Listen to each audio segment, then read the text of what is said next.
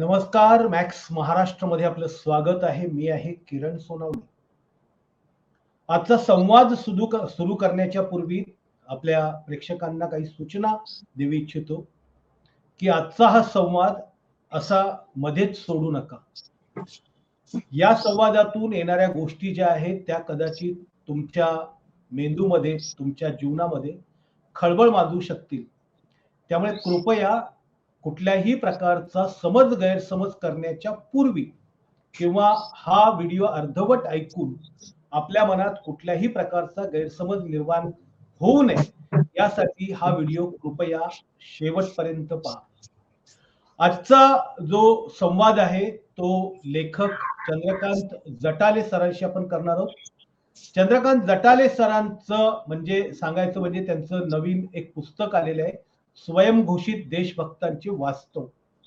त्या पुस्तकाच्या अनुषंगाने आपण त्यांच्याशी चर्चा करणार आहोत. हे पुस्तक गेल्या 4 महिन्याच्या आत 3 आवृत्त्या काढाव्या लागल्यात आणि आता 4थ्या आवृत्तीची तयारी या पुस्तकाची सुरू आहे. विशेष म्हणजे हे पुस्तक इंग्रजीमध्ये येत आहे आणि या पुस्तकाचं इंग्रजीत भाषांतर करायची जबाबदारी ज्येष्ठ पत्रकार, अभ्यासक, विचारवंत आणि शोध पत्रकारितेमध्ये ज्यांनी आपलं स्वतःचं एक वेगळं स्थान निर्माण केलं असं निरंजन टकले सर हे त्याचं भाषांतर इंग्रजीमध्ये करणार आहे. त्यामुळे हे पुस्तक 4 महिन्यामध्ये 3 महिन्यामध्ये म्हणजे 4 महिन्यामध्ये 3री आवृत्ती का काढावी लागली आणि याचं एकंदरीतच काय नेमकं या पुस्तकामध्ये आहे, लोक इतकं हे पुस्तक का वाचतायत या संदर्भात आपण त्यांची चर्चा करणार आहोत. आपल्या सोबत लेखक चंद्रकांत जटाले सर आहेत. सर, स्वागत आहे तुमचं मॅक्स महाराष्ट्रमध्ये. नमस्कार. धन्यवाद. पुस्तकाला सुरू करायच्या ऐवजी, चर्चेला सुरू करायच्या ऐवजी पहिला एक जो स्वाभाविक प्रश्न माझ्या मनामध्ये उभरतो की तुमचं एक पहिलं पुस्तक आलंय की महात्मा गांधींवरती जे आक्षेप आणि आरोप होते त्याच्यावरती तुम्ही पुस्तक लिहिलंय की मजबूती का नाम महात्मा गांधी. ते पण बऱ्याचपैकी हे पुस्तक लिहावं असं तुम्हाला का वाटलं? काय घटना घडली की ज्यामुळे तुम्हाला हे पुस्तक लिहावं असं वाटलं? महात्मा गांधींचं पुस्तक लिहिण्यामागे कारण हे की महात्मा गांधींबद्दल लहानपणापासून जे काही गैरसमज पसरवले गेले समाजात, जसे इतरांच्या मनात होते तसे माझ्या मनात होते. त्यामुळे मी एका शिबिरात गेलो होतो जळगावला. त्या ठिकाणी एक गांधी समजून घेताना म्हणून शिबिर होतं आणि त्या शिबिरात तुषार गांधी जे महात्मा गांधींचे पंतू आहेत त्यांना सुद्धा मी अनेक प्रश्न विचारले. काही प्रश्नांची उत्तरं मिळाली होती, पण त्यांनी सांगितलं की तुम्ही काहीतरी पुस्तक वाचा आणि तुम्ही स्वतः उत्तर शोधा त्याचे. आणि म्हणून मी एक 2 वर्ष फक्त गांधी वाचत राहिलो आणि माझ्या मनात जे प्रश्न होते गांधींबद्दलचे त्या प्रश्नांचे उत्तर शोधत राहिलो आणि त्यातून जी उत्तरं मला मिळाली, त्याचे जे काही पुरावे, संदर्भ मला मिळाले ते सगळे मी त्या मजबूती का नाम महात्मा गांधी या पुस्तकात सादर केले. आता हे जे पुस्तक तुम्ही लिहिलेलं आहे, स्वयंघोषित देशभक्तांचं वास्तव, याची संकल्पना आणि ही कल्पना कशी काय सुचली तुम्हाला? असं पुस्तक लिहावं का वाटलं?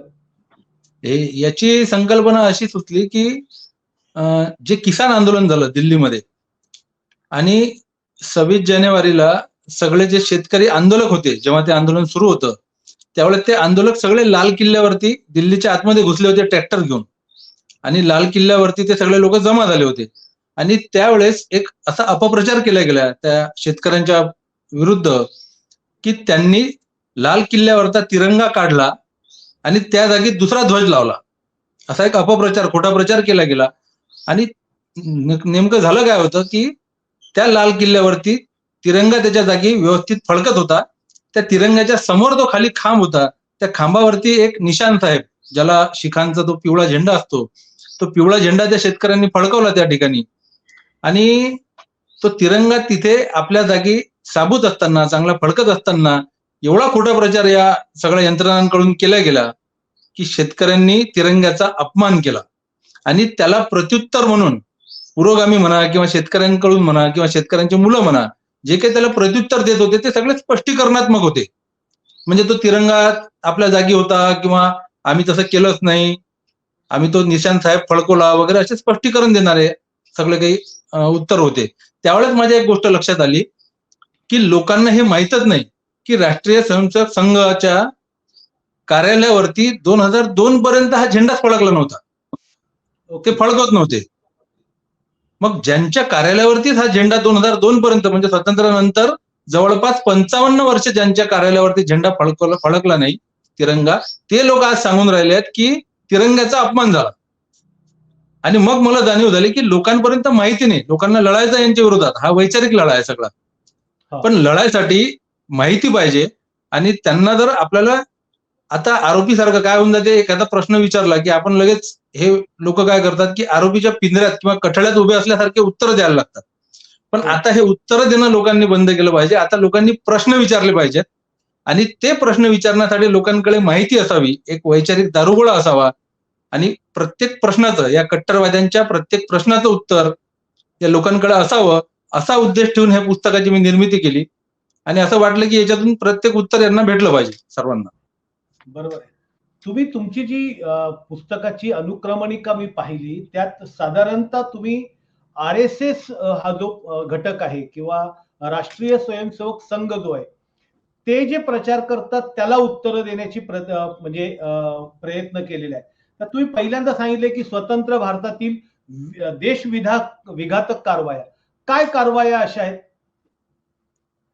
स्वतंत्र भारतात अनेक देशविघातक कारवाया यांनी केलेल्या आहेत. त्या अनेक पुस्तकांमध्ये सविस्तर काही लेखकांनी मांडल्या आहेत. त्या माझ्या पुस्तकात तर मी मांडल्यात आहेत. त्या जे काही बॉम्बस्फोट घडून आले आपल्या देशात अनेक, म्हणजे मालेगाव बॉम्बस्फोट असेल किंवा अनेक ठिकाणचे काही बॉम्बस्फोट आहेत, अजमेर दर्ग्याचा एक बॉम्बस्फोट असेल, असे बरेचसे बॉम्बस्फोट आहेत की ज्यामध्ये संघाशी संबंधित संस्था आणि व्यक्ती यांचा त्यात समावेश होता, त्याच्यात सहभाग होता, त्याचे पुरावे सापडले आहेत, त्याचे दोघे तपास झालाय, त्याच्यावरती 2-3 पुस्तकं आहेत. तर मी जे काही आपले प्रेक्षक आहेत त्यांनाही मी विनंती करेल की ब्राह्मण्यवादी दोषी आणि मुस्लिमांना फाशी नावाचं एक पुस्तक आहे मुश्रीफ सरांचं, SM मुश्रीफ सर, जे पोलीस आयुक्त होते पहिले मुंबईचे, त्यांचं एक पुस्तक आहे. ते पुस्तक आपण आवर्जून वाचलं पाहिजे. किंवा हू किल्ड करकरे हे पुस्तक सुद्धा आवर्जून वाचलं पाहिजे. हे यासाठी नाही, तो तपास कोणत्या पद्धतीने झाला, त्याच्यात कोणत्या, म्हणजे नागपूरची मला वाटते भोसला मिलिटरी स्कूल असेल किंवा काही व्यक्तींची नावं, बरेचसे व्यक्तींची नावं त्याच्यात दिलेली आहेत मी, की सगळेच्या सगळे पुरावे त्याचे असताना त्याच्यात पोलीस तपासातही रोख लावल्या गेली, बराचसा हस्तक्षेप झाला. आणि बॉम्बस्फोटासारख्या जर देशविघातक कारवाई इथं होतात, म्हणजे मालेगाव बॉम्बस्फोटची घटना घ्या, त्याच्यात साध्वी ज्या आपल्या सामील होत्या त्यांना नंतर खासदारकी दिली गेली, त्यांना क्लीन चिट त्याच्यातून दिली गेली, त्यांच्या विरोधातले सबळ पुरावे असताना दुसऱ्या कोणत्या समाजाचा जर असा माणूस असता, दुसऱ्या कोणत्या धर्माचा एखादा माणूस असता आणि तो जर एखाद्या बॉम्बस्फोटात पकडला गेला असता या देशात, तर तो कधीच खासदार, आमदार किंवा निवडणुका घेऊन, निवडणुकीमध्ये लढून अशा पदावरती पोहोचू शकला नसता, असं माझं ठाम मत आहे. सर, आता देशामध्ये 2024च्या निवडणुकांचं वातावरण आहे आणि त्याच्यासोबत या देशातल्या ज्या संघटनेचं तुम्ही नाव घेताय त्याच्या राजकीय आउटफिट जी भारतीय जनता पक्ष आहे, त्याचे प्रमुख पंतप्रधान जे आहे ते एकूणच देशामध्ये देशभक्त, देवभक्त आणि धर्मभक्त म्हणून समोर आलेले आहेत. आणि त्यावेळी तुम्ही एवढ्या मोठ्या संघटनेवरती आरोप करतायत, काय कारण आहे याचं? कसं आहे, सगळ्यात पहिले जो स्वातंत्र्य लढ्याचा आपण त्या पुस्तकात इतिहास दिलाय, तर मी सगळ्यात पहिले तुम्हाला हे सांगू इच्छितो की स्वातंत्र्य लढ्यात राष्ट्रीय स्वयंसेवक संघाचा सहभाग नव्हता कुठेच. या गोष्टीवरती माझं अजिबात वैयक्तिक ऑब्जेक्शन नाही, अजिबात ऑब्जेक्शन घेण्याचं कारण नाही. कारण की अनेक असे पक्ष होते, संघटना होत्या, अनेक असे व्यक्ती होते ज्यांनी स्वातंत्र्य लढ्यात सहभाग घेतला नाही. ते लोक घाबरून आपल्या घरी बसले असतील, जे काही त्यांची हिंमत झाली नसेल, जो काही कारण असेल ते, याच्याबद्दल आपण ऑब्जेक्शन घेण्याचं कारण नाही अजिबात. पण जे सातत्यानं ब्रिटिशांच्या विरोधात लढले, ज्यांनी आपलं आयुष्य देशासाठी पूर्ण अर्पण केलं, बलिदान दिलं आपलं, त्या लोकांवरती हे लोक गलिच्छ कमेंट करतात, त्यांना ट्रोलिंग करतात, त्यांच्याबद्दल चुकीची माहिती पसरवतात, त्यांची बदनामी करतात, त्यांना शिव्या देतात. याच्यावरती आमचं ऑब्जेक्शन आहे. तुम्ही काही केलं नाही ना स्वातंत्र्य लढ्यात, मग तुम्ही शांत बसा. त्यावेळेस जसे शांत बसले तसे आताही शांत बसा. पण हे लोक त्यावेळेसही शांत बसले, आता शांत बसत नाहीत. देश स्वतंत्र झाल्यापासून यांच्या कारवाया सुरू आहेत. आणि आता जे तुम्ही सांगितलं की जे काही संघटनेचं नाव आणि आपल्या देशात जे काही वातावरण आता हे निर्माण झालंय, वाईट याच्याबद्दल वाटते की लोकांना अजूनही, म्हणजे आपल्या इथं काय पहिल्यापासून असं शिकवलं जाते, घरात लहान मुलाला पहिलेपासून, की देव सगळ्यात मोठा, धर्म सगळ्यात मोठा, मग त्याच्यानंतर मायबाप, त्याच्यानंतर देश वगैरे जे काही गोष्टी आहेत त्या सगळ्या नंतरच्या गोष्टी. आणि ती जी पिढी आहे त्या पिढीला जे सांगितलं गेलं बालपणापासून, तर आज जे आपण परिणाम जे पाहून राहिलो आहे की धर्माच्या पुढे माणसाला देशही अजिबात महत्वाचा वाटत नाही. एका नेत्याच्या म्हणजे डॉक्टर बाबासाहेब आंबेडकर असो की अनेक लोकांनी असं सांगितलं आहे की तुम्ही कोणाच्याही चरणी आपली निष्ठा तुम्ही अर्पण करू नका, तुमची बुद्धी गहाण ठेवू नका, व्यक्तिपूजा करू नका. हे आवर्जून सगळे महापुरुष सांगत आले आणि आवर्जून आता आपण पाहतोय की कुणीतरी व्यक्तीच्या चुकीच्या निर्णयांना फक्त प्रेमापोटी, त्याच्या प्रेमापोटी, एखाद्या पक्षाच्या प्रेमापोटी, नेत्याच्या प्रेमापोटी देशाच्या विरोधातल्या ज्या काही गोष्टी घडून राहिल्या त्यालाही समर्थन लोक करून राहिले, हे बघताना फार वाईट वाटते. आज जे काही घडून राहिलं देशात, म्हणजे अनेकांना असं वाटते, प्रत्येक जण बोलतात की देश आपला खूप प्रगती करून राहिला आहे, विदेशात डंका वाजून राहिला आहे, आणखी काय पाहिजे, आणि स्वातंत्र्यापूर्वी या लोकांनी काहीच केलं नाही आतापर्यंतच्या सरकारांनी. मग याच्या आता मंदिराचा मुद्दा जो झालाय, राम मंदिराबद्दलचा विषय जेव्हा निघतो तेव्हा हे सांगतात की कोणीच केलं नाही आजपर्यंत. तर आजपर्यंत मंदिरं करण्याची गरज पडली नाही. जसा भारत स्वतंत्र झाला, आपला देश आपला जसा स्वतंत्र झाला, 600 वर्ष आपल्यावरती मोगलांनी राज्य केलं, 150 वर्ष आपल्यावरती ब्रिटिशांनी राज्य केलं, त्याच्यानंतर हा देश भुके कंगाल करून सोडला, त्याच्यानंतर नेहरू या पंतप्रधान पदावर येतात आणि त्यांना त्यावेळेस मंदिर केलं असतं का त्यांनी? हे सगळे ज्या लोकांना खाण्याची सोय नाही, लोकांना राहायला घरं नाही आहेत, इथं शिक्षणाची सोय नाही, पायाभूत मूलभूत सुविधा नाही, त्या काळात ते मंदिर बांधत बसले असते तर लोकांनी काय म्हटलं असतं? याच लोकांनी तेव्हा रान उठवलं असतं की अरे इकडे लोकांची खाण्याची सोय नाही, तुम्ही मंदिर बांधून राहिले. नेहरू 100 वर्ष, किमान 50 वर्ष तरी नेहरू मागचे जे काही ब्रिटिश सरकार होतं त्यांच्या नावाने ओरडत राहू शकले असते, त्यांच्या नावाने रडत राहू शकले असते की 150 वर्ष झालं ब्रिटिशांनी राज्य केलं, सगळं देश कंगाल करून सोडला, आता मी काय काय करू एकटा, ते गड्डे मागची भरून काढायचे आहेत वगैरे वगैरे, असं बरंच काही रडू शकले असते. पण ते तसे रडत बसले नाहीत. त्यांनी त्यावेळेस एम्स उभ्या केल्या, अनेक शैक्षणिक संस्था उभ्या केल्या, धरणं बांधले, मोठमोठ्या सरकारी कंपन्या उभ्या केल्या, हा देश निर्माण केला. त्यावेळेस ज्या गोष्टीची गरज होती ते त्या प्रत्येक सरकारनं केलं आहे आणि त्यांनी ते सगळं काही करून ठेवलं, म्हणून आज हे मंदिर बांधू शकले या ठिकाणी. तुम्ही असं म्हटलं की ही सगळी विचारांची पेरणी आहे ती शालेय शिक्षणातून होत होती, ते कसं काय? शालेय शिक्षणात बऱ्याच गोष्टी इथं शिकवल्या जातात, म्हणजे जो काही इतिहास शिकवला जातो पहिलेपासूनचा, तर इतिहासात छत्रपती शिवाजी महाराजांचंच आपण उदाहरण घेऊ की कायम इतिहासात असं शिकवलं जाते की छत्रपती शिवाजी महाराज हे मुघलांच्या विरोधात लढले, हे खरी गोष्ट आहे, त्यात काही दुमत नाही. पण मुघलांचे जणू ते शत्रू होते, मुघलांना ते शत्रू मानत होते, अशा पद्धतीचं पाठ्यपुस्तकांमध्ये विवेचन असते. आता छत्रपती शिवाजी महाराज ज्या काळात लढले त्या काळात मुघलांचं राज्य होते या देशावरती. त्यावेळेस पोर्तुगीजांचं असतं तर पोर्तुगीजांशी लढले असते, त्यावेळेस ब्रिटिशांचं असतं तर ब्रिटिशांशी लढले असते. त्यावेळेस जे कोणी स्वराज्याच्या आड आले, मग महाराजांनी फक्त मुघल पाहिले नाही, मराठा पाहिले नाही, ब्राह्मण पाहिले नाही, जो कोणी आडवा आला तो महाराजांनी त्याला ती अडचण दूर केली, त्यांना ठार मारलं किंवा त्यांच्या विरोधात लढले महाराज. पण आपल्याला शिकवलं जाते की ते मुस्लिम धर्माच्या विरोधात लढले, ही गोष्ट साफ खोटी आहे. त्या ठिकाणी शालेय अभ्यासक्रमातून असं शिकवायला पाहिजे की महाराजांनी जे काही कायदे निर्माण केले शिवराज्यात, स्वराज्यात, ते प्रत्येक जाती धर्मासाठी सारखे होते. ते काही मुस्लिमांसाठी वेगळे कायदे आणि हिंदूंसाठी वेगळे कायदे असं काही नव्हतं त्या काळात. त्यामुळे हे शालेय शिक्षणातही जेव्हा कोणत्या एखाद्या महापुरुषाबद्दल माहिती पसरवतात, ती माहिती देताना सुद्धा अशा पद्धतीने दिल्या जाते की कोणीतरी एका जाती धर्माबद्दल द्वेष पसरवला जाईल त्यांच्या मनात, आणि तो बालपणी तो एकदा द्वेष पेरला गेला तो की तो मग खूप कठीण आहे तो काढणं लोकांच्या मनात. आणि आज जी पिढी आपण पाहून राहिलो आहे, ही पिढी त्याचाच प्रॉडक्ट आहे. ही पिढी घडवणं चालू आहे सातत्यानं 18 वर्षापासून मागच्या, आणि ह्या पिढीचं जे काही आउटपुट आहे, जे काही फलित आहे, ते आपण सगळे पाहून राहिलो आहे आता. बरोबर आहे. तुम्ही असं म्हटलंय की बाबा डॉक्टर हेडगेवार आणि गोळवळकरांचा हा फॅसिझम आहे आणि तो आता सध्या पोचला आणि पेरला जातोय. बरोबर. गोळवलकरांचं एक पुस्तक आहे बंच ऑफ थॉट्स नावाचं, म्हणजे असं समजा की राष्ट्रीय स्वयंसेवक संघ जो आहे तर तो त्या पुस्तकाला स्वतःच काय म्हणतात त्याला एक धर्मग्रंथ असं म्हणता येईल आपल्याला, एक सगळ्यात महत्वाचा ग्रंथ असा तो आहे. तर त्यांच्यासाठी तीच त्यांची घटना आहे. त्यांना त्याप्रमाणे ते बंच ऑफ थॉट्स म्हणजे मराठीत त्याचं नाव विचारधन आहे. त्यांना त्याचप्रमाणे हे सगळं काही शासन व्यवस्था चालवायची आहे.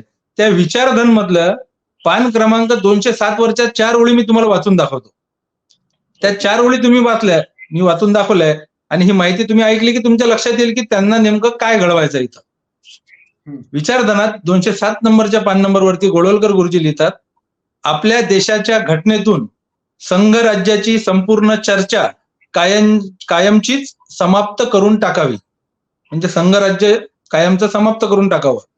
एका राज्याच्या म्हणजेच भारताच्या अंतर्गत अनेक स्वायत्त किंवा अर्धस्वायत्त राज्यांचे अस्तित्व संपवून टाकावे आणि एक देश, एक राज्य, एक विधानमंडळ, एक शासन व्यवस्था जाहीर करणे हे या उद्दिष्टपूर्तीच्या दिशेने टाकलेले सर्वात महत्वाचे पाऊल आहे. यासाठी देशाची संघराज्यात्मक घटना बदलून एकात्म शासन पद्धतीची घटना तयार करावी. ह्या ज्या 4 ओळी मी तुम्हाला वाचून दाखवल्या, ह्या मी एक उदाहरण म्हणून वाचून दाखवल्या. अशा अनेक गोष्टी यांनी लिहिलेल्या आहेत बंच ऑफ थॉट्स मध्ये, की ज्याप्रमाणे आज जो काही फॅसिझम आपण पाहतोय आपल्या देशात, एकाच व्यक्तीच्या म्हटल्यानं जे काही म्हणजे सरळ सरळ अघोषित आणीबाणी म्हणा किंवा अघोषित हुकुमशाही म्हणा, ज्या पद्धतीने सुरू आहे, तर सगळी ही बंच ऑफ थॉट्स नुसार, यांच्या घटनेनुसार सुरू आहे. हे जे म्हणतील तो कायदा, हे जे म्हणतील ते देशद्रोही, हे जे म्हणतील ते देशप्रेम, हे जे सांगतील, यांनी आरोप केला म्हणजे समोरचा आरोपी, यांच्यावरती आरोप झाले म्हणजे ते बदनामीसाठी होतात, सुळाच्या भावनेतून होतात. परंतु हे जे करतात, दुसऱ्यांवरती आरोप करतात किंवा दुसऱ्याची बदनामी करतात, हे खूप प्रामाणिकपणे करतात, जणू काही ते खरं आहेत सगळ्या गोष्टी. म्हणजे एक उदाहरण जर याचं घ्यायचं झालं तर भगतसिंगाची फाशी थांबवण्यासाठी महात्मा गांधींनी काहीच केलं नाही, असा एक आरोप हे महात्मा गांधींवरती कायम करतात. असा आरोप करताना स्वतः काय केलं हे सांगत नाहीत. महात्मा गांधींनी खूप काही करून ठेवलाय, खूप प्रयत्न केले, पण राष्ट्रीय स्वयंसेवक संघ, हेडगेवार, गोळवलकर यांनी भगतसिंगाची फाशी थांबवण्यासाठी काय केलं? एकही प्रयत्न, एखादा साधा प्रयत्न, एखादं निवेदन, एखादं आंदोलन, एखादं उपोषण, हेही जाऊ द्या. ही घटना वाईट घडली म्हणजे फाशी दिल्यानंतर भगतसिंगांना हे वाईट झालं असंही म्हणण्याची ज्यांची हिंमत नव्हती, ते लोक महात्मा गांधींसारख्यावरती आरोप करतात, त्यावेळेस फार वाईट वाटतं. पण मग आता हे जे सगळे याच्याबद्दल तुम्ही सांगितलंय की मग संघ तर गोरक्षण करतो, गोरक्षणाचं काम करतो, आणि सगळीकडे ज्या पद्धतीने गायी कत्तलखान्यात जात असतात, ते अडवले जातात, तर तुम्ही म्हणतात की तो व्यवसाय आहे, धर्म आहे का? काय नेमकं का? गोरक्षण काय आहे की यांचे दाखवायचे, आपण काय म्हणतो की दाखवायचे दात वेगळे आणि खाण्याचे दात वेगळे. म्हणजे वाईट याचं वाटतं की गोरक्षणाच्या आमच्याही भागातले बरेचसे मुलं आहेत असे की 2-4 जर गायी किंवा गोवंश आपण ज्यांना म्हणतो ते जर कापण्यासाठी कुठे घेऊन जात असतील एखाद्या गाडीत टाकून, आणि त्यांना हे आजकालचे युवक अडवतात, त्यांना मारहाण करतात, त्यांना पोलिसांच्या ताब्यात देतात, आणि मग स्वतःहून अशा अभिमानाच्या पोस्ट टाकतात की आम्ही गोवंशाला जीवदान दिलं आम्ही. त्यांना ते धर्माचं कार्य वाटते, खूप महान कार्य, मोठं कार्य वाटते. तर असे जे कोणी युवक आहेत किंवा ज्यांच्या ते हिंदुत्व भरलंय किंवा ज्यांना असं वाटते की बा गोरक्षण खरंच अर्थानं झालं पाहिजे, त्यांना माझं असं सांगणं आहे की आपल्या देशात जे काही कत्तलखाने आहेत महत्वाचे, ते महत्वाचे कत्तलखाने हे हिंदूंचे आहेत, जैनांचे आहेत. आणि त्या कारखान्यांमध्ये, कत्तलखान्यांमध्ये रोजच्या लाखो गायी कापल्या जातात, लाखो. हे 2-4 तुम्ही जे पकडून राहिले की आपण 2-4 गायी पकडल्या, आपण गोरक्षण केलं, गायींचं रक्षण केलं, याला अर्थ नाही. हे जे कत्तलखाने आहेत, लाखो गायी जिथं कापल्या जातात, ते कत्तलखाने जर तुम्ही बंद करू शकले, हे सरकार जे सांगते की आम्ही गोरक्षक आहोत, गाय आमची माता आहे, मग हे कारखाने, कत्तलखाने कसे काय सुरू आहेत? रोज कशा काय लाखो गायी कापल्या जातात? म्हणजे उदाहरणादाखल तुम्हाला सांगतो मी की सगळ्यात मोठा जो कारखाना आहे आपल्या देशातला गायींचा, कत्तलखाना आहे, तो आहे, त्याचं नाव आहे अल कबीर. आता नाव तुम्ही ऐकलं अल कबीर की तुमच्या लगेच डोक्यात येईल की कोणीतरी मुस्लिम असला पाहिजे आणि मुस्लिमाचा कारखाना असला पाहिजे कत्तलखाना. त्याचे मालक आहेत सतीश सबरवाल म्हणून. दुसरे आहेत अरेबियन एक्सपोर्ट नावाची एक कंपनी आहे. अरेबियन एक्सपोर्ट असं वाचलं की तुम्हाला वाटते की मुस्लिम आहे. त्याचे मालक आहेत सुनील करण. MKR एक्सपोर्ट म्हणून आहे Madan Abbott. PML export AS Bindra आणि अश्विनी एक्सपोर्ट याचे मालक आहेत राजेंद्रन. असे हे मुख्य कारखाने आहेत कत्तलखाने आहेत. या कत्तलखान्यातून लाखो गायी रोज कापल्या जातात आणि त्या विदेशात निर्यात केल्या जातात. आणि ज्यांना असं वाटते की आपले माननीय पंतप्रधान हे गायींना खूप मानतात, आता नुकतेच त्यांचे फोटोही गायींना चारा खाऊ घालताना आपल्या इथं बघायला मिळालेत आपल्याला सगळ्या चॅनलवरती. तर त्यांना मी सांगू इच्छितो की 2001 आणि 2002 साली ज्यावेळेस नरेंद्र मोदी हे गुजरातचे मुख्यमंत्री नव्हते, त्या काळात म्हणजे 2001-2002 साली गुजरातमधून 10,600 टन गोमांस निर्यात व्हायचं. किती? 10,600 टन. आणि ज्यावेळेस 2010-11 मध्ये मुख्यमंत्री नरेंद्र मोदी बनले गुजरातचे, त्याच्यानंतर त्याची जे गोमांसाची निर्यात आहे ती 10,600 टनावरून 22,000 टनावर गेली. ओके. म्हणजे वाढली ती. आणि माननीय पंतप्रधानांनी 2014च्या निवडणुकीत वारंवार असे आरोप केले मनमोहन सिंगांवरती की यांनी गुलाबी क्रांती घडवून आणली. गुलाबी क्रांती म्हणजे गोमांसाची निर्यात वगैरे भरपूर प्रमाणात वाढली यांच्या काळात. तर माझं सगळ्यांना अशी माहिती देऊ इच्छितो मी की सध्याच्या काळात आपला देश या जगातला सगळ्यात मोठा गोमांस निर्यात करणारा देश बनला आहे. जेवढं काही या जगात एक्सपोर्ट होते बीफ, ज्याला गोमांस म्हणतात, त्यातलं फक्त 50% गोमांस म्हणजे अर्ध गोमांस फक्त आपला एकटा देश निर्यात करते. मग हे कत्तलखाने का बरं बंद करायचे नाही? म्हणजे कसं आहे की प्लॅस्टिकच्या पिशव्यांच्या वापरावरती बंदी आणायची, पण मॅन्युफॅक्चरिंग वरती बंदी आणायची नाही. असा हा प्रकार आहे. तुम्ही लक्षात घ्या की कत्तलखाने बंद करायचे नाही, वरती लाखो गायी रोज कापू द्यायच्या, पण 1-2 गायी जिथं काही खाण्यासाठी मारल्या जातात त्या ठिकाणी आपण सांगायचं की नाही आम्ही गोरक्षण करतो आणि गायींची हत्या थांबवतो वगैरे. जे हे फार संतापजनक आहे त्याचं पाहिलं. बरोबर. हे लोक न्याय व्यवस्थेवर देखील हल्ला करतात असं तुम्ही एक प्रकरण म्हटलेलं आहे, काय नेमकं आहे? न्याय व्यवस्थेबद्दल सांगणं झालं म्हणजे सगळ्यात महत्वाचं, आपण न्याय व्यवस्थेचे बरेचसे अनुभव या गेल्या काळात आपल्या सगळ्यांना आले आहेत. न्यायव्यवस्था कशा पद्धतीनं सुरू आहे त्यात एक छोटस मी उदाहरण, जे 4 आपल्या इथले मुख्य न्यायाधीश होते आपल्या इथले, सर्वोच्च न्यायालयाचे 4 न्यायाधीश, त्यांनी जी पत्रकार परिषद घेतली, ऐतिहासिक पत्रकार परिषद घेतली, कारण की आपल्या देशात आजपर्यंत कधीच न्यायाधीशांना असं पत्रकार परिषद घेऊन सांगावं लागलं नाही की आमच्या कामात हस्तक्षेप होतोय न्यायालयाच्या कामांना. आणि याच्या अगोदर कधी सर्वोच्च न्यायालयाचे न्यायाधीश म्हणा किंवा कुणी म्हणा की ते रिटायर झाल्यानंतर राजकारणात कधी गेले नाही तसे, ज्या पद्धतीनं आज आपण पाहतोय काही लोक राजकारणात जाताना आपल्याला दिसतात. पत्रकार परिषद घेतली, सगळ्यांना माहित आहे की पत्रकार परिषद घेतली या 4 न्यायाधीशांनी, पण ती नेमकी कोणत्या संबंधात होती, कशा संबंधात होती, कोणत्या गोष्टीत हस्तक्षेप सुरू होता हे अनेकांना माहित नाही. एक 2 मिनिटात मी एक प्रकरण सांगतो फक्त. एक जज लोयांचं प्रकरण आहे, ज्यात निरंजन टाकलेंनी एक पुस्तक लिहिलं आहे, हू किल्ड जज लोया. तर ते प्रकरण अनेक लोकांना माहित नाही. ते प्रकरण 2 मिनिटात मी समजून सांगतो की गुजरातमध्ये ज्या 2002 साली दंगली झाल्या, त्या दंगलींची चौकशी व्हावी म्हणून केंद्र सरकारने एक SIT नेमली, चौकशी समिती नेमली.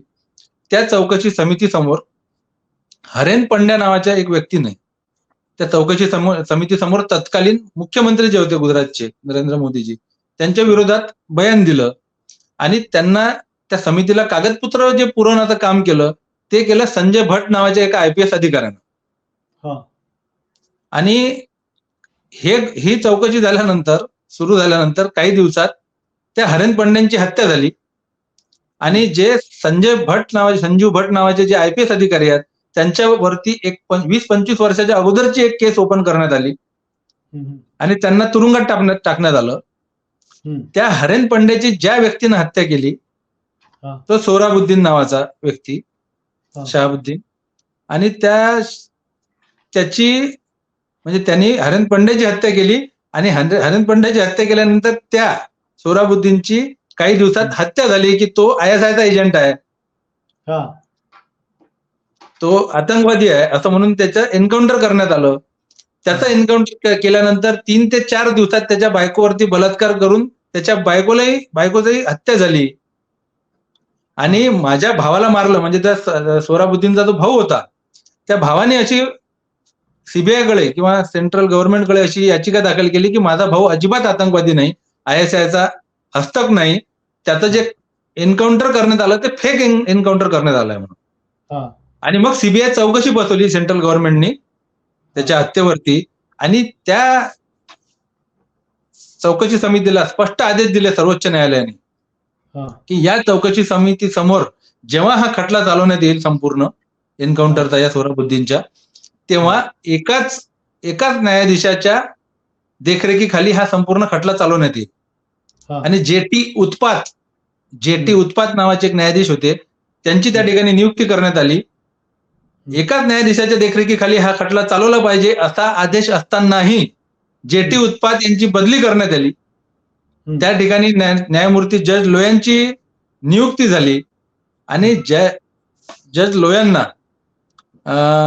याच खटल्यासाठी दबाव आणण्यात आला त्यांच्यावरती बराचसा. म्हणजे त्यांनी त्यांच्या बहिणीला सांगितलं आणि त्यांच्या बहिणीचं असं बयान आहे की त्यांना एक सर्वोच्च न्यायालयातले न्यायाधीश होते मोहित शाह म्हणून, ते कायम यायचे आणि ते सांगायचे की तुम्ही एवढ्या पैशांची ऑफर आहे 100 कोटी वगैरे आणि किंवा जमीन जे काही पाहिजे ते सांगा आणि आम्ही सांगतो तसा निकाल द्या. आणि त्या दबावाखाली ते आले न्यायाधीश, असं जज लोयांच्या बहिणीनं बयान दिलंय तिथं. मग हे न्यायाधीश जज लोया आपल्या मित्रांसोबत एकदा नागपूरला गेले एका लग्नासाठी आणि त्या ठिकाणी 12 वाजता ते आपल्या बायकोला फोन करून सांगतात की मी उद्या सकाळी घरी येतो. आणि 5:30 वाजता त्याच्या बायकोला फोन जातो की तुमच्या पतींना हार्ट अटॅक आलाय आणि त्यांचा मृत्यू झालाय. आणि त्या माणसाला सीबीआय स्पेशल कोर्टाचा जज त्याला फक्त एक ॲम्ब्युलन्सचा ड्रायव्हर घेऊन त्यांची बायको मुलं सगळे मुंबईत असताना त्यांचं शव त्यांचं गातेगाव म्हणून लातूर जिल्ह्यात गाव आहे त्या ठिकाणी पाठवलं जाते. घाईघाई त्याचं सगळं क्रियाकर्म आटोपल्या जाते. हे जे काही सगळं प्रकरण आहे हे प्रकरण कोणत्या न्यायाधीशाकडे द्यावं या बाबतीत राजकीय हस्तक्षेप झाला वरून. आणि त्या प्रकरणात त्या 4 न्यायाधीशांना ती पत्रकार परिषद घ्यावी लागली. त्या पत्रकार परिषदेत एका पत्रकाराने प्रश्न विचारला एका न्यायाधीशाला की हे जज लोयांच्या बाबतीतलं प्रकरण आहे का जिथं हस्तक्षेप होऊन राहिला. तर त्या न्यायाधीशांनी फक्त मान होकारार्थी थोडीशी हलवली, बाकी ते जास्त काही बोलले नाही, प्रकरण त्यांनी सांगितलं नाही. बरोबर आहे. आणि आता जे काही अपात्रतेचं जे काही महाराष्ट्र शासनाचं जे प्रकरण सुरू आहे त्याच्याबद्दल सगळ्यांना अनुभव आहे की कोणत्या पद्धतीनं न्यायाधीशात हस्तक्षेप चालू आहे. बरोबर. हे तर सगळे संघवाले आम्ही खूप देशभक्त आहोत, राष्ट्रभक्त आहोत, देवभक्त आहोत, हिंदू धर्माचे तारणार आम्हीच आहोत. तर तुम्ही तर लिहिलंय की ते महापुरुषांचे अपमान करत असतात संघ सातत्याने. काय प्रकरण आहे ते? सगळ्यात पहिले एक गोष्ट मी सांगतो की जे हे लोक सांगतात आहे म्हणजे हा खूप मोठा विरोधाभास आहे की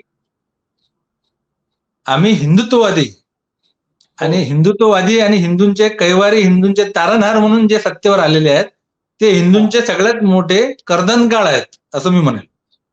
याचं कारण मी तुम्हाला सांगतो की आपल्या देशात 80% हिंदू आहेत आणि 14.5% मुस्लिम आहेत आपल्या देशात आणि बाकी 5.5% इतर सगळे धर्म आले.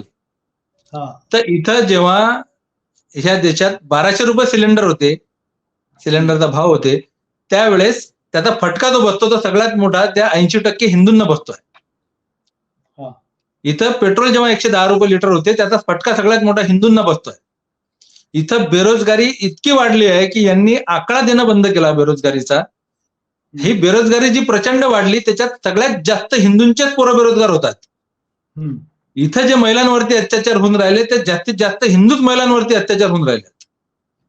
इथं गंगेत जे प्रेत वाहून आले सगळे हिंदू साधू संतांची प्रेत वाहून आली आणि त्यांचा हिंदू धर्माच्या शास्त्रानुसार अग्निदाह संस्कार करण्याच्या ऐवजी ती प्रेत रेतीत पुरण्यात आली नदीच्या काठावरती आणि ते प्रेत कुत्रे उकरून खात होते. असे हिंदूंचे हाल या देशात कधीच नव्हते, मोगलांच्या काळात नव्हते. एवढे प्रचंड हाल या देशात हिंदूंचे होऊन राहिले.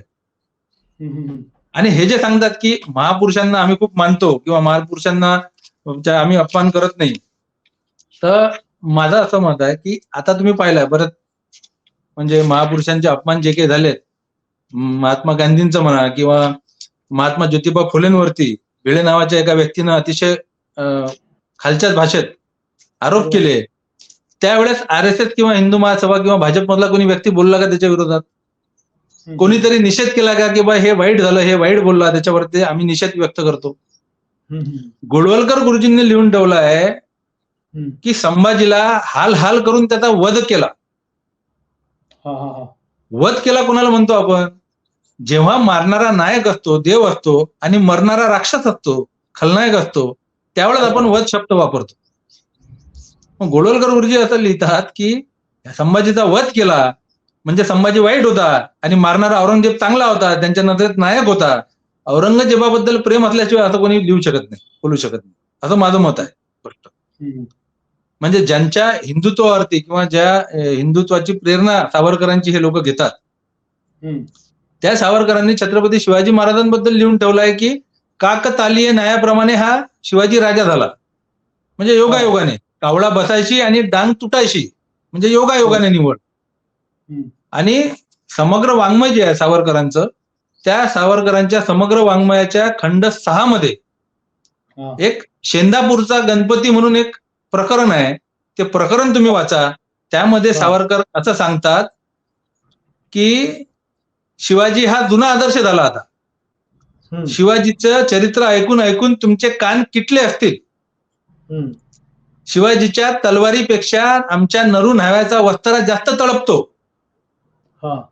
आता हे वाक्य जर एखाद्या मुस्लिम धर्मातल्या व्यक्तीनं लिहिले असते किंवा दुसऱ्या एखाद्या धर्मातल्या व्यक्तीनं लिहिले असते, हम्म, या लोकांनी किती तांडव केला असता. हम्म. इथं हिंदू हिंदू फक्त म्हणायचं आणि हिंदूंवरती म्हणजे आता ज्या साक्षी मलिक, विनेश फोगाट वगैरे ह्या महिला पैलवान ज्यांनी आपल्या देशाचं नाव मोठं केलं, आपल्या ऑलिम्पिक पदक मिळवून दिले ज्यांनी आपल्या देशासाठी, त्या मुली जेव्हा आपल्या विरुद्ध झालेल्या अन्यायाच्या विरुद्ध दाद मागतात, त्याच्यासाठी आपलं आंदोलन करतात, त्यावेळेस त्या मुलींवरती आरोप असा लावला जाते की ह्या सगळ्या हरियाणाच्या आहेत म्हणून सगळे लोक. अरे हरियाणा पाकिस्तानात आहे का? ते हिंदूच आहेत की नाही? साक्षी मलिक, विनेश फोगाट सगळे हिंदू आहेत की नाही? मग हिंदूंवरती असे अत्याचार होत असताना तुम्ही असं कसं म्हणू शकता की आम्ही हिंदुत्ववादी आणि हिंदूंचे तारणार आहे म्हणून? महापुरुषांवरती तर एक मला फार वाईट वाटते की राजपूत समाज जो आहे तो क्षत्रिय, जो स्वतःला क्षत्रिय म्हणवतात ते, आणि त्यांच्यामध्ये हिंदुत्व खूप प्रचंड भरलेलं आहे. त्यांना खूप हिंदुत्वाचं काय म्हणतात त्याला पाणी आहे खूप. तर त्यांच्याबद्दलच्या 2-4 ओळी मी फक्त सांगतो की गोळवलकरांचे काय विचार आहेत राजपूत शूरवीरांबद्दल. म्हणजे महाराणा प्रतापांपासून जे काही शूरवीर होऊन गेले राजपूत हिंदू, त्यांच्याबद्दल गोळवलकर गुरुजी लिहितात आपल्या विचारधन या पुस्तकात पान नंबर 259 वरती की राजपुतांचे बलिदान हे विकृत व आत्मघाती आकांक्षेचे प्रतीक आहे.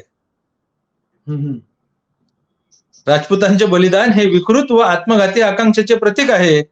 भारतीय इतिहासाच्या शौर्यगाथेमधील तो दुःखद अध्याय आहे.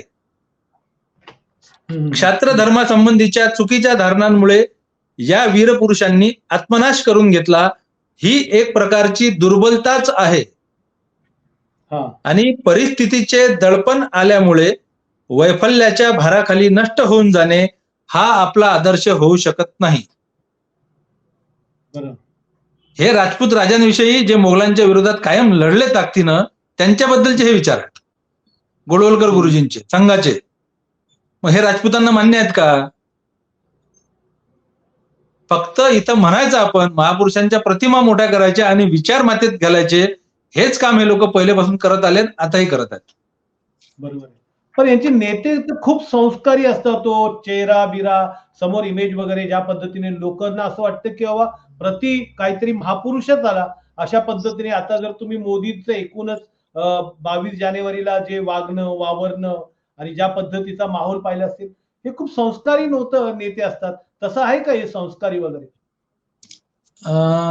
संघाचे संस्कार एक स्वतंत्र प्रकरण माझ्या पुस्तकामध्ये मी घेतलं आहे.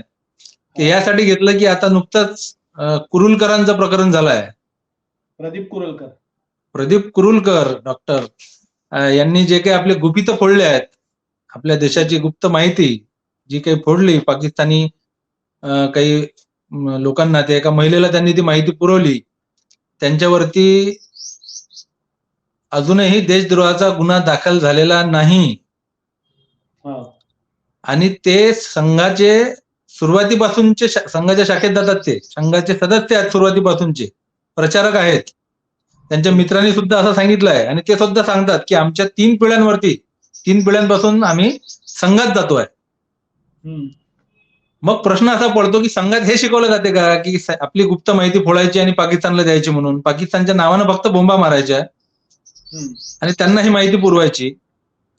भाजपचे जे कोणी नेते आहेत, आता किरीट सोमय्यांचे मध्यंतरी तुम्ही व्हिडिओ आता व्हायरल झालेले तुम्ही बघितले, सगळ्यांनीच पाहिल्यात, तर त्यांचे संस्कार दिसून आले. त्याच्यानंतर एक महत्वाची गोष्ट आहे की अटल बिहारी वाजपेयी जे होते, अटल बिहारी वाजपेयी आपल्या देशाचे पंतप्रधान असताना त्यांची एक मैत्रीण होती राजकुमारी कौल नावाची. तर त्या त्यांच्या सोबत राहायच्या पंतप्रधान निवासस्थानी आणि तिथं त्यांना सगळे अम्माजी म्हणायचे. त्या पंतप्रधानांच्या निवासस्थानी त्या ठिकाणी हे पंतप्रधान काय खातील काय नाही, तिथं काय होईल काय नाही, हे सगळं त्यांना विचारून व्हायचं तिथं सगळं कामकाज. ही त्यांची मैत्रीण. त्यांची जी मुलगी आहे, जेव्हा वाजपेयी वारले त्यावेळेस त्यांच्या मुलीने म्हणजे त्या राजकुमारी कौलच्या मुलीनीच वाजपेयींना अग्नी दिला. ती त्यांची मानस कन्या होती. त्यांचा फोटो सुद्धा मी आपल्या पुस्तकात छापला आहे. तो फोटो बघितल्यानंतर तुम्हाला त्या अटल बिहारी वाजपेयी आणि त्याच्या राजकुमारी कौल यांची मुलगी या दोघांमधलं जे साम्य आहे दिसण्यातलं, चेहऱ्यातलं, ते तुम्हाला एकदम स्पष्ट जाणवेल ते फोटो पाहिल्यानंतर. आणि त्यांनी स्वतः सांगितलं असं स्पष्ट, त्यांची जेव्हा इंटरव्ह्यू घेण्यात आला आणि त्यांना विचारण्यात आलं की तुम्ही ब्रह्मचारी आहात का, तर त्यांनी सांगितलं की मी अविवाहित आहे पण ब्रह्मचारी नाही, असं त्यांनी स्पष्ट सांगितलं. आता मी जे काही तुम्हाला ही माहिती दिली आहे, ही माहिती देण्यामागचं कारण अटल बिहारी वाजपेयींची बदनामी करणं नाही. ती त्यांची पर्सनल लाईफ होती, त्यांचं वैयक्तिक जीवन होतं, ते त्याच्यात काय करतात त्याच्यात आपलं त्याच्याशी घेणं देणं नाही. पण माझं एवढंच म्हणणं आहे की हेच पंतप्रधान असताना जर दुसऱ्या एखाद्या पक्षाच्या व्यक्तीनं लग्न झालेलं नसताना दुसरी एखाद्या महिलेसोबत जर ते पंतप्रधान निवासस्थानी राहिले असते, तर भाजप संघाच्या लोकांनी त्यांच्यावरती कोणत्या पातळीवर जाऊन टीका केली असती, त्यांची बदनामी केली असती, ही कल्पना सुद्धा केली तर आपल्या अंगावर काटा येते. बरोबर. म्हणजे सोनिया गांधींवरती किंवा इतर महिलांवरती ज्या म्हणजे एवढ्या गलिच्छ भाषेत हे जे म्हणतात की आमचे हिंदू धर्माचे संस्कार आणि संघाचे संस्कार, एवढ्या गलिच्छ भाषेत हे लोक टीका करतात दुसऱ्यावरती. तुम्ही आता सिनियर आहात माझ्यापेक्षा, मी बराच ज्युनियर आहे, पण मी जेव्हापासून राजकारण कळते तेव्हापासून आजपर्यंत कधीच बायल्या उद्धव ठाकरे, भिकारतोड सुप्रिया सुळे, कुठं आहे तो नाना पटोल्या, त्याला माझ्या समोर आणा, असे शब्द कधी आम्ही राजकारणात ऐकले नाही कधीच. भाषा एवढी कधी राजकारणाची पातळी घसरली नव्हती आणि भाषेची पातळी एवढीच कधीच घसरली नव्हती. मग असं जे संघ संस्कारी स्वतःचे नेते हे म्हणतात, आता प्रमोद महाजनांचं प्रकरण आहे, त्यांची हत्या झाली, त्यांच्या भावाने स्वतः हत्या केली, ती कोणत्या उद्देशानं झाली, कोणत्या कारणानं झाली, हे कारण हेच जर प्रमोद महाजन जर काँग्रेसचे नेते असते तर त्यांची हत्या कोणत्या कारणानं झाली, त्याच्या मागे नेमके काय उद्देश होते, याच्यावरती 4-5 पुस्तकं आली असती, हे सगळं डिटेल समजून सांगणारे. बरोबर आहे. पण हे लोक स्वतःचा झाकून ठेवतात. आणि जेव्हा गोळवलकर गुरुजींना सांगितलं जाते, मला वाटते बलराज मधोकांनी सांगितलं गोळवलकर गुरुजींना की अटल बिहारी वाजपेयी, नानाजी देशमुख ही मंडळी जी आहेत, हे संघाचं जे काही आपलं कार्यालय आहे जनसंघात आणि संघात, त्या ठिकाणी हे उच्छाद मांडला या लोकांनी. तिथे वेगवेगळ्या प्रकारच्या महिलांपासून सगळे प्रकरण चालतात, तुम्ही यांना आवर घाला. तेव्हा गोळवलकर गुरुजी बलराज मधोकांना सांगतात की हे सगळं मला माहित आहे, पण आपल्याला संघटना चालवावं लागते, म्हणून हा विषाचा घोट मला प्यावा लागतो, त्यामुळे तुम्ही शांत बसा.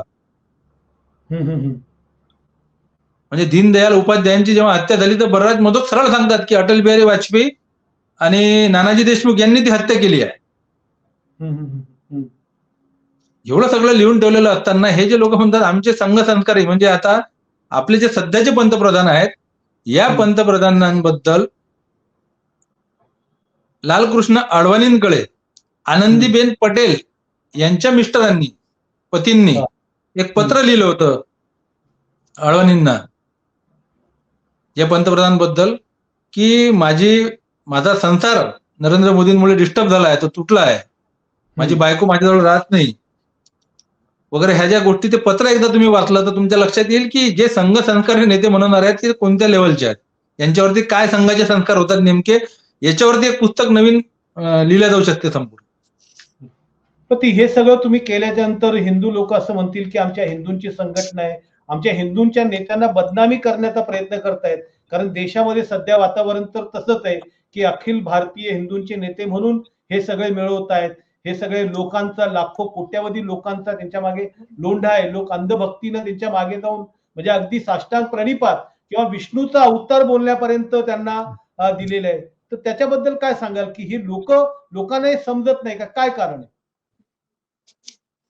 याचं कारण सगळ्यात मोठं असं आहे की मी सुरुवातीलाच सांगितलं की आपल्या बालपणापासून जे काही संस्कार आपल्या घरात केले गेले, त्या संस्कारांमध्येच हे सांगितलं गेलं की इथे धर्म सगळ्यात महत्वाचा, देव सगळ्यात महत्वाचा, बाकी सगळं नंतर. म्हणजे देश वगैरे किंवा आपले आई वडील, भाऊ बहीण, मित्र, नातेवाईक सगळं नंतर. सगळ्यात पहिले आपला धर्म आणि देव. आणि आपण जो काही आज प्रचार पाहतो म्हणजे प्रचंड बऱ्याच वर्गातून नाराजी दिसते, बराच वर्ग त्यांच्या समर्थनात उभा दिसतो. आपण हे लक्षात घेतलं पाहिजे की 37% मतं घेऊन हे बहुमतात आलेलं सरकार आहे. 37% घेऊन म्हणजे 63% जे मतं आहेत ते मतं यांच्या विरोधात आहेत, पण ते विभागलेले आहेत. आता लोकांना आपल्याला जेव्हा दिसते की हा जो प्रचार होऊन राहिला म्हणजे जे विरोधी पक्ष आहेत त्या विरोधी पक्ष या भ्रमात आहेत की हे लोक कधीतरी कंटाळतील आणि आपल्याला मतदान करतील आणि आता आपण निवडून येऊ. त्यामुळे त्यांच्याकडून कोणतीही कृती, कार्यक्रम कोणत्याही प्रकारचा राबवला जात नाही. परंतु इथं महानगरपालिकेपासून, राज्यापासून केंद्रापर्यंत सत्ता असताना देखील भाजप RSS कडून अजूनही कायम दर महिन्याला कुठे ना कुठे त्यांचा ट्रेनिंग कॅम्प असतो, त्यांचा कॅडर कॅम्प असतो, त्यांचे शिबिर होतात, कार्यकर्ता प्रशिक्षण शिबिर होतात. त्याच्यात लोकांच्या डोक्यात नेमके कोणते मुद्दे भरायचे आणि आज हे महागाई, बेरोजगारी, आपल्या देशावरती वाढलेलं कर्ज, GST ह्या सगळ्या गोष्टींवरून लक्ष विचलित करण्यासाठी कोणते मुद्दे समोर आणायचे नेमके याचं त्यांना ट्रेनिंग दिलं जातं आणि ते लोक चोख पार पाडतात.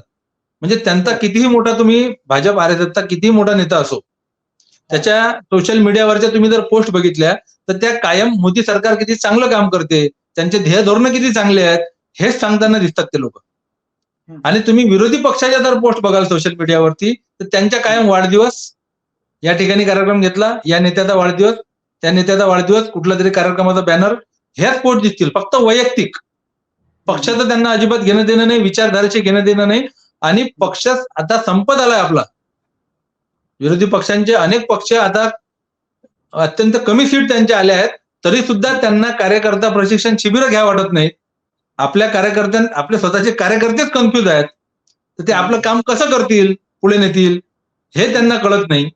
त्यामुळे ते कोणताच कृती कार्यक्रम राबवत नाही. यांच्याकडून जर खोटे नाटे आरोप झाले की तुम्ही हिंदू विरोधी आहात किंवा काही आहात, तर त्याचं प्रत्युत्तर हे लोक पद्धतशीर देऊ शकत नाहीत. त्यामुळे जे काठावरचे लोक आहेत, ज्यांना ना राहुल गांधीशी काही घेणं देणं आहे ना नरेंद्र मोदीशी काही घेणं देणं आहे, त्यांनाही या हिंदुत्ववाद्यांचे आरोप खरे वाटायला लागतात, कारण त्याचा प्रतिवादच योग्य पद्धतीने होत नाही. बरोबर आहे. मग याच्या मग हा नवीन फॉर्म्युला आलाय का? पहिले काय असं वाटायचं की बाबा लोक शिक्षणाने समजदार होतील, ते समजदार झाले की म्हणजे विवेकवादी दृष्टिकोनातून मुद्द्याकडे बघतील, शोध घेतील. पण शिक्षणातूनच लोकांना मूर्ख बनवायचं किंवा शिक्षणातूनच लोकांमध्ये मोठ्या प्रमाणात त्यांचा मेंदू काबीज करायचा, हा नवा पॅटर्न आणलेला आहे काय ते? नक्कीच शिक्षणातूनच. आता नुकतंच तुम्हाला माहिती आहे की डार्विनचा जो उत्क्रांतीवादाचा सिद्धांत आहे तो शैक्षणिक अभ्यासक्रमातून तो काढून टाकण्यात आला. तो काढून यासाठी टाकण्यात आला की तो जर राहिला तर मग हे जे काही हिंदू राष्ट्रवाले आहेत की जे आपण हिंदू राष्ट्र ज्यांना आणायचे आहे, त्या लोकांची जी संकल्पना आहे की ब्रह्माच्या मुखातून ब्राह्मण जन्मला, भाऊतून क्षत्रिय जन्मले, पायातून शूद्र जन्मले आणि याच्यातूनच सगळी ब्रह्मानं आपल्या विश्वाची निर्मिती केली आहे, ही जी संकल्पना आहे या संकल्पनेला तळा जातो जर डार्विनचा उत्क्रांतीवादाचा सिद्धांत मांडला तर. त्यामुळे त्यांनी तो उत्क्रांतीवादाचा सिद्धांत काढून टाकला त्याच्यातून. आता गेल्या 16,000 वर्षांचा इतिहास ते पुन्हा लिहून राहिले आहेत. त्या 16,000 वर्षांचा इतिहास लिहिण्यासाठी त्यांनी एक समिती स्थापन केली. त्या समितीत त्यांनी 16 ब्राह्मण घेतले आहेत, ब्राह्मण समाजाची व्यक्ती, हम्म. आणि विशेष म्हणजे फक्त ब्राह्मण नाहीत तर ते 16ही जण उत्तर प्रदेशातलेच ब्राह्मण आहेत. हा हा ते दुसऱ्या कोणत्याच राज्यातले ब्राह्मणही नाही चालले त्यांना, फक्त उत्तर प्रदेशातले ब्राह्मण. आता हा. गेल्या 16,000 वर्षांचा जेव्हा इतिहास आपल्याला लिहायचा आहे, पुन्हा लिहायचा आहे, त्यावेळेस त्या तज्ज्ञांमध्ये काही मोडी लिपीतले तज्ज्ञ असले पाहिजे, हा. काही शिलालेखांचे अभ्यासक असले पाहिजे, पुरातत्व खात्याचे अभ्यासक असले पाहिजे. हा. या 16 जणांमध्ये असे कोणी नाहीत. या 16 जणांमध्ये 8 जण फक्त संस्कृतचे अभ्यासक आहेत, संस्कृतचे तज्ज्ञ आहेत. आणि गेल्या 16,000 वर्षांचा इतिहास फक्त संस्कृत मध्ये लिहून ठेवलेला नाहीये, तो पाली भाषेत आहे, मुळी भाषेत आहे. आणि म्हणजे अशा प्रकारानं काय करायचं, आणि ह्या जो 16,000 वर्षांचा इतिहास लिहिला जाईल, हा लिहिल्यानंतर येणाऱ्या वर्षात म्हणजे आता या पुढच्या अभ्यासक्रमात तो समाविष्ट हे लोक करणार आहेत. अशी एक एक गोष्ट जर तुम्ही बघत गेले, या अभ्यासक्रमात जर हे घालत गेले, शिकले लोक म्हणजे ते त्यांचा विवेक जागृत झाला असं अजिबात नाही. कारण की आपल्या इथं आपल्या देशाचे संरक्षण मंत्री, जेव्हा आपण राफेल सारखं मोठं एक आधुनिक विमान आपल्या इथं आणलं जाते आणि त्याला लिंबू मिरची बांधल्या जाते, तर त्याच्यातून काय मेसेज जाते आता आपण समजू शकता. त्याच्यात कोणत्या गोष्टीनं कोणता मेसेज जाऊ शकते. तर हा मेसेजच त्यांना द्यायचा आहे की फक्त धर्म महत्वाचा, आपला विवेक किंवा यांचं जे नेहमीच सांगणं असते की जिथं विज्ञान संपते तिथून अध्यात्म चालू होते. अरे बाबांनो, जर हे खरं असतं तर आपल्या देशात लक्ष्मीला पूजले जाते आपल्या इथं, कशाची देवता म्हणून? संपत्तीची देवता म्हणून. मग या जगातला सगळ्यात श्रीमंत माणूस आपल्या भारतात आहे का? मग सरस्वतीला आपल्या देशात सगळ्यात जास्त पूजल्या जाते, कशासाठी? विद्येची देवता म्हणून. मग आजही आपल्या देशातल्या लोकांना उच्च शिक्षण घेण्यासाठी विदेशात का बरं जावं लागते? आपल्या देशात का बरं शिक्षण घेता येत नाही? एवढंच जर विज्ञानानंतर जर अध्यात्म सुरू होते तर आपल्या देशात एक सुई सुद्धा का बरं बनली नाही? सगळे काही शोध सगळेच्या सगळे परदेशातील लोकांना लावावं लागले आणि आपण फक्त त्याचा उपभोग घेत राहिलो. अजूनही उपभोगच घेतो आपण फक्त. आणि आपण उपभोग घ्यायचा त्याचा सगळ्या विज्ञानाच्या गोष्टीचा, आणि त्या गोष्टींवरून काय करायचं तर अध्यात्माचा प्रचार करायचा, धर्माचा प्रचार करायचा. म्हणजे मोबाईलचा शोध कोणा लावला तर विज्ञानानं लावला. त्याच मोबाईलवरून काय करतात? धर्माचा प्रचार करतात. 21 जणांना हा मेसेज पाठवा, तुम्हाला आनंदाची काहीतरी गोष्ट मिळेल, की एक आनंदाची खुश खबर मिळेल म्हणून काहीतरी. वापर कशाचा करायचा? विज्ञानाचा, मोबाईलचा, टीव्हीचा, लॅपटॉपचा. प्रचार कशाचा करायचा? आधी टीव्हीवरती काय दाखवल्या जातात, सिरियल म्हणा. आणि हे प्रचंड प्रमाणात त्यांनी बुवा बाबू साधू लोक जे होते, हे लोक त्यांनी त्यांच्या सैन्यात असं म्हणा की सामील करून घेतले आहेत. आणि ते लोक यांचा सातत्यानं प्रचार करतात, यांच्या विचारांचा सातत्यानं प्रचार करतात. आजही आपण जर त्या राम मंदिराचा जर विषय पाहिला तर पद्धतशीरपणे या ठिकाणी जागोजागी तुम्ही ऐकलं असेल की सर्व हिंदीतले गाणे सुरू होते, मराठीतले रामाचे गाणे कुठंच वाजत नव्हते या ठिकाणी. आणि आपल्या इथं जे संस्कृती रुजली आहे, म्हणजे आपली हिंदू संस्कृती आहे आपली, पण आपली सर्वसमावेशक हिंदू संस्कृती आहे. आपली वारकऱ्यांची परंपरा आहे, संतांची परंपरा आहे, सगळ्यांना घेऊन चालणाऱ्या. तर हे बुवा बाबा लोक, कीर्तनकार, महाराज, भागवतकार आपल्या याच्यात एवढे प्रचंड प्रमाणात असताना बाहेरून का बरं मागावं लागून राहिले? 51 लाख रुपये, 21 लाख रुपये मानधन देऊन प्रदीप मिश्रांसारखे, बागेश्वर बाबांसारखे लोक इथं आणा लागून राहिले आणि त्यांचे प्रवचन आयोजित करायला लागून राहिले. ते याच्यासाठी की ही संस्कृती त्यांना मोडून काढायची आहे, महाराष्ट्राची सर्वसमावेशक संस्कृती. त्यांना हा गायपट्टा जवळपास केलाच आहे आपल्या महाराष्ट्राचा, या भागाचा बऱ्याचशा. ही संस्कृती रुजवण्यात ते बऱ्याच अंशी सक्सेस झाले. आणि 22 तारखेला गेले आपण पाहिलं आहे की त्यांनी एक टेस्टच घेतली आणि ते टेस्ट यशस्वी झाली त्यांची.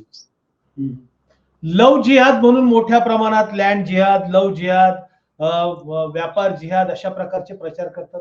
काय ते खरं आहे का? त्यात म्हणजे लव जिहाद म्हणजे मुसलमान लोक असं करतात का, पटवून बिटवून, म्हणजे ट्रॅक टाकून? त्याच्यातली काय माहिती तुमच्या? माझ्याकडे यातली अशी माहिती, मला असं वाटते की आंतरधर्मीय जे विवाह होतात ते अनेक जाती धर्मांमध्ये होतात, अनेक धर्मांमध्ये होतात आपसात.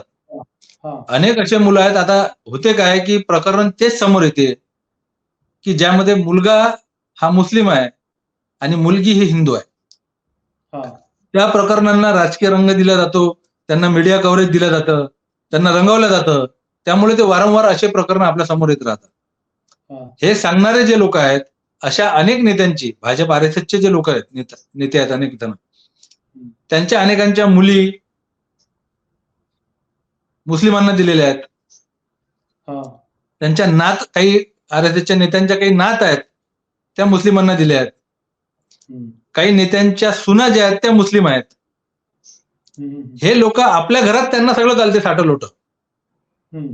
पण हे जर दुसरं कोणी करत असेल म्हणजे आपला तो बाबू दुसऱ्याचं ते कार्ट, म्हणजे मी जे करतो ते प्रेम, दुसरा जे करते ते लफडा आहे, अशा पद्धतीचा जो अपप्रचारची बदनामी हे लोक करतात. हम्म. हे प्रत्येक जाती धर्मात होऊन राहिलं आहे. आणि याला फक्त करायचं काय आहे, पहिलेपासून RSS असो, हिंदू महासभा असो की मुस्लिम लीग असो, स्वातंत्र्यपूर्व काळापासून ह्या सगळ्या संघटना परस्परांच्या परस्परांच्या द्वेषावरती आधारलेल्या आहेत. हा. म्हणजे तुम्ही मुस्लिमांना शिवाय द्या, मुस्लिमांना शिवाय देऊन हे मोठे झाले, नेते झाले, यांनी राजकारण केलं, आणि मुस्लिम लीगने हिंदूंना किंवा यांना शिवाय देऊन ती मुस्लिम लीग मोठी झाली, हा. जे काही झाली ती. यांना फक्त कायम एक परस्परांना शिवाय द्यायच्या आहेत. रामांनाही तुम्ही अशा प्रकारे प्रोजेक्ट केला गेला तसं ते मुस्लिमांच्या विरोधक आहेत, मुस्लिम धर्माशी लढला नाही. म्हणजे रावण जणू काही मुस्लिमच होता, अशा पद्धतीचं लॉन्चिंग करण्यात आलं. रामाच्या काळात आजही हे लोक जे सांगतात की मुस्लिमांमुळे असं झालं तसं झालं, आज आपल्या देशात 14.5% मुस्लिम आहेत. हम्म. आज जर हे अखंड हिंदू राष्ट्र जे म्हणून राहिले, ते अखंड हिंदू राष्ट्र म्हणजे काय, तर नेपाळ जो आहे, अफगाणिस्तान आहे, इराण इराक आहे, बांगलादेश आहे, हे सगळे देश, पाकिस्तान आहे, हे सगळे आपल्याला अखंड एक हिंदू राष्ट्र करायचं आहे. मग आज जर आपण हे सगळ्यांना जर सोबत घेऊन चाललो तर 40% मुसलमान होतात आपल्या देशात. 37% मतं घेऊन बहुमतात आलेलं हे सरकार आहे. 40% जर इथं मुस्लिम झाले, 14.5% मुस्लिम या लोकांना सहन होत नाहीत. आज 40% मुस्लिम यांना सहन होणार आहे?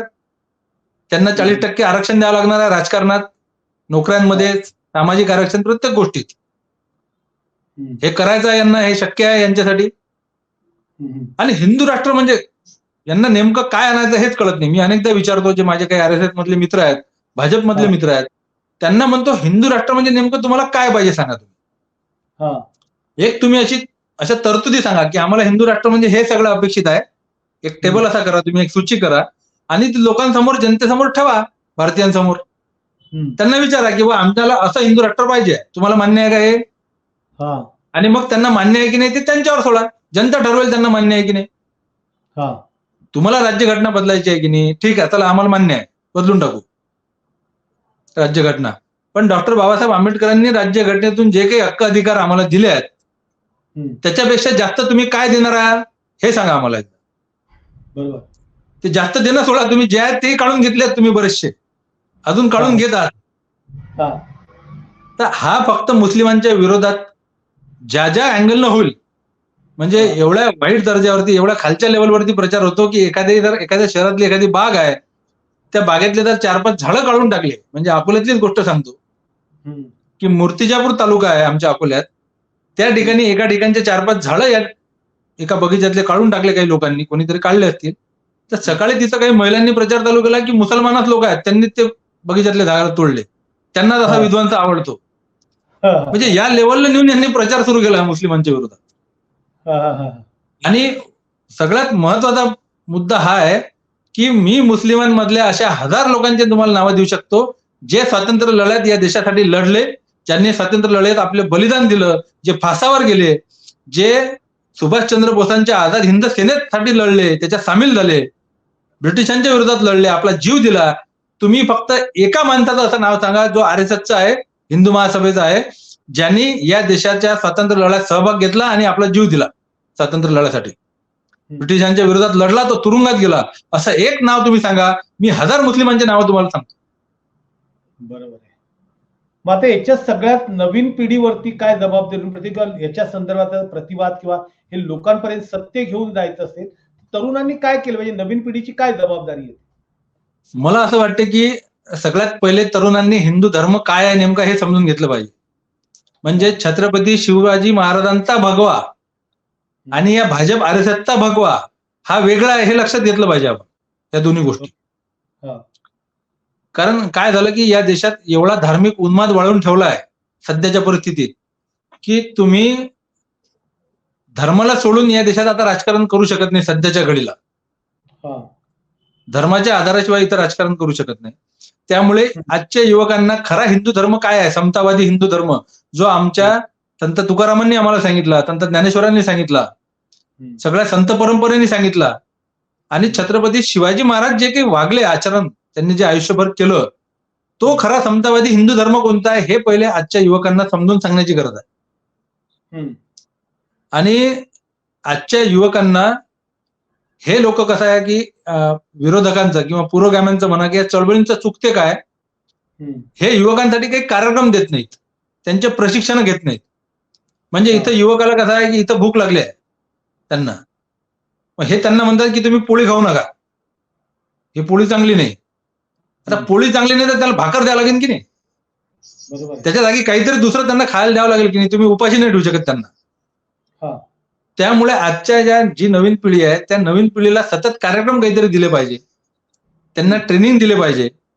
आणि हा जो काही प्रचार होतोय या विखारी वातावरणात जो द्वेष फैलावला जातोय, त्याचा जर तुम्हाला प्रतिवाद करायचा आहे, त्यासाठी मोठ्या प्रमाणावरती कीर्तनकार, प्रवचनकार जे म्हणतो आपण, हे लोक निर्माण झाले पाहिजे. कारण की आपल्याला ज्यांच्यातला द्वेष कमी करायचा आहे, धार्मिक उन्माद कमी करायचा आहे, ते लोक धार्मिक आहेत, प्रचंड धार्मिक आहेत. आणि पुरोगाम्यांचं काय होते की पुरोगामी चळवळी ज्या आहेत त्या आपले कार्यक्रम ठेवतात, व्याख्यानं ठेवतात, शिबिरं ठेवतात, आणि त्यामध्ये कोण येतो की ज्यांना ऑलरेडी तो विचार पटलेला आहे, जे त्या विचाराचे आहेत, त्याच्यात त्या कार्यक्रमाला येऊन त्यांच्यात काही बदल होणार नाही आहे जास्त.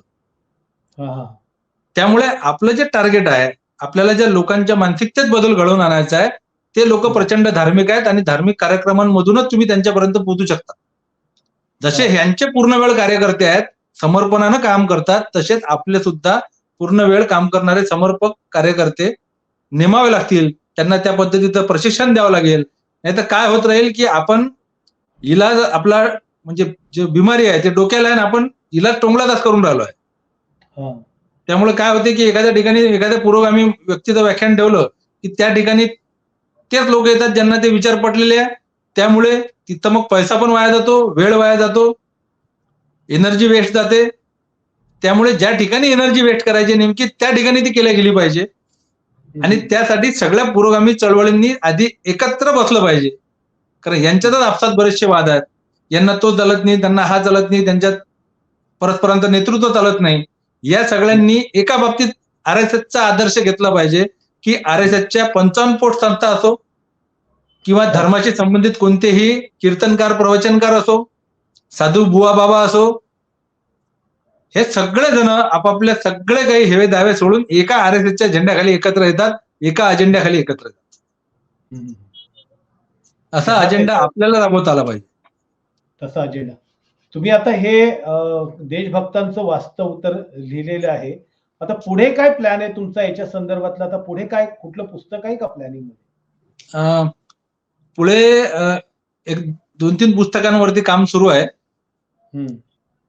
एक त्यातलं पुस्तक आहे हिंदू धर्म खतरे में है, पण कुणामुळे, असं त्याचं टायटल आहे. त्याच्यावरती काम सुरू आहे. एक भगतसिंगांवरती एक पुस्तकाचं काम सुरू आहे. आणखी 2-3 पुस्तकं आहेत, पण सध्या त्यांची नावं जाहीर करू शकत नाही कारण त्यांचे ते टायटल अजून फायनल झाले नाही.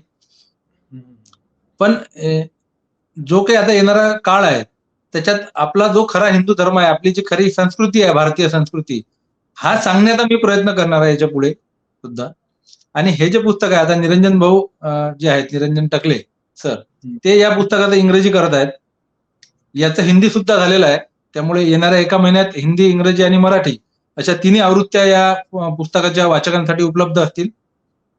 आणि जे गांधींचं पुस्तक आहे त्याचं सुद्धा इंग्रजी, हिंदी आणि कन्नड अशा 3 भाषेत त्याचं सुद्धा ट्रान्सलेशन सुरू आहे. कन्नडमध्ये झालेलं आहे कम्प्लीट.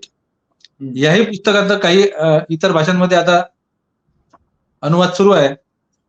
पुढचे जो काही कालावधी आहे त्या कालावधीमध्ये या पुस्तकाचा प्रचार प्रसार, आणि या पुस्तकाच्या माध्यमातून, हे पुस्तक लिहिलंच त्यासाठी आहे की आज हा वैचारिक लढा आहे, आपण जो लढतोय यांच्या विरोधात, कट्टरवाद्यांच्या विरोधात, हुकुमशाहीच्या विरोधात, त्यांच्या विरोधात लढण्यासाठी तुमच्याकडे काहीतरी वैचारिक दारुगोळा असावा, साहित्य असावं, सामग्री असावी. तुम्ही कोणत्याही डिबेटमध्ये कधी जाऊन बसले तर तुम्हाला यांच्या प्रत्येक प्रश्नाचं पुराव्यासहित उत्तर देता आलं पाहिजे.